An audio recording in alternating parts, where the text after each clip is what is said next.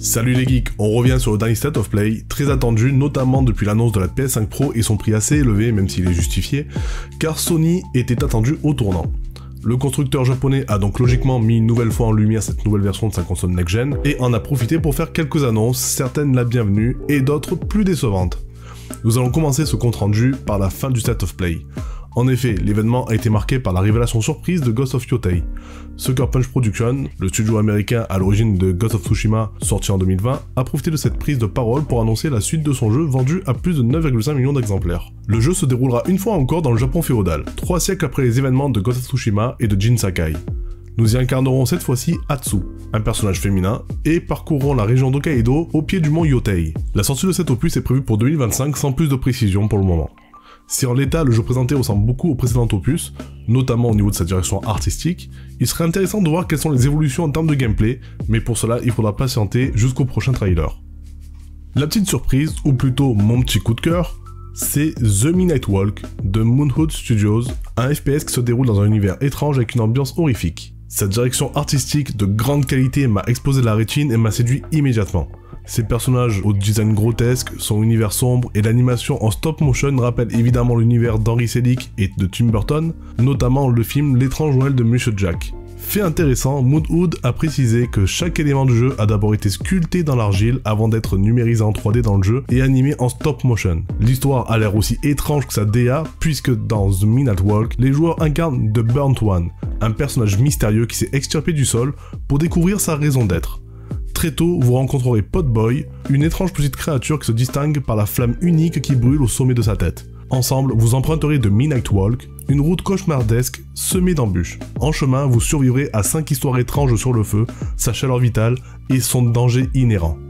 La deuxième annonce marquante, qui n'en est pas vraiment une puisque l'info avait fuité quelques jours avant ce State of Play, est la sortie d'Horizon Zero Dawn Remastered. Cette version sortira le 31 octobre prochain et selon Guerrilla Games, plus de 10 heures de dialogue ont été réenregistrées, profitant de l'occasion pour utiliser la technologie de la PS5 et notamment la prise en charge du rendu Atmos. Ce remaster profitera également d'une des particularités de la PS5, à savoir la manette DualSense et son célèbre retour haptique.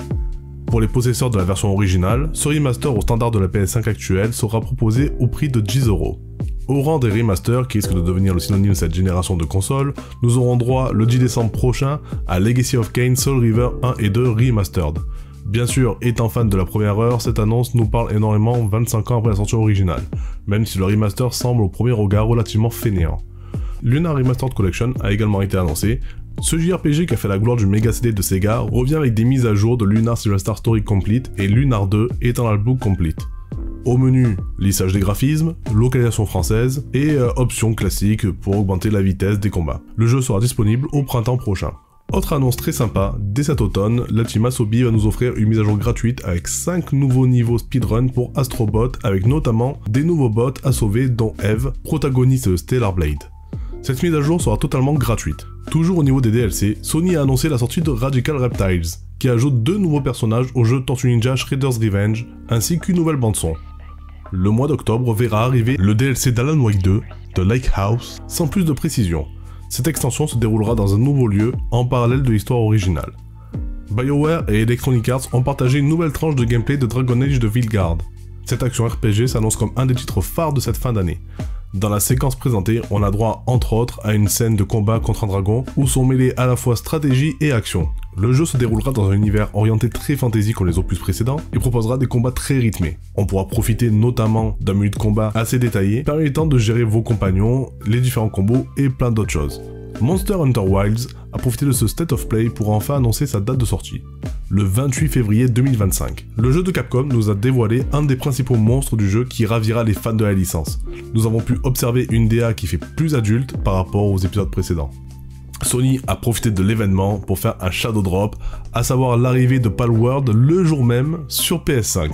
Le jeu de survie de Pocket Air est un succès sur Xbox et PC depuis janvier dernier, et on espère que les démêlés judiciaires en cours avec Nintendo ne viendront pas ternir l'image du jeu et l'engouement qui l'entoure. Globalement, ce State of Play nous laisse sur un sentiment d'inachevé. En effet, malgré quelques surprises, l'attente autour de la nouvelle feuille de route de PlayStation était très haute, surtout après le reveal de la PS5 Pro. Maintenant, on peut imaginer que Sony en a gardé sous le coude pour le Tokyo Game Show qui se déroule actuellement, et comptez sur nous pour suivre ça avec attention. Si ce contenu vous a plu, vous avez un moyen simple et gratuit de nous soutenir et de nous encourager. Vous pouvez liker, vous abonner et surtout commenter. Vos retours sont importants et c'est bon pour le référencement. The Geeks est un petit média indépendant et pour vous proposer plus de contenu et plus qualitatif, nous avons besoin de votre soutien. Et pour celles et ceux qui le peuvent, vous pouvez également nous faire des dons sur Patreon. Merci d'avoir suivi cette vidéo jusqu'au bout et je vous dis à bientôt.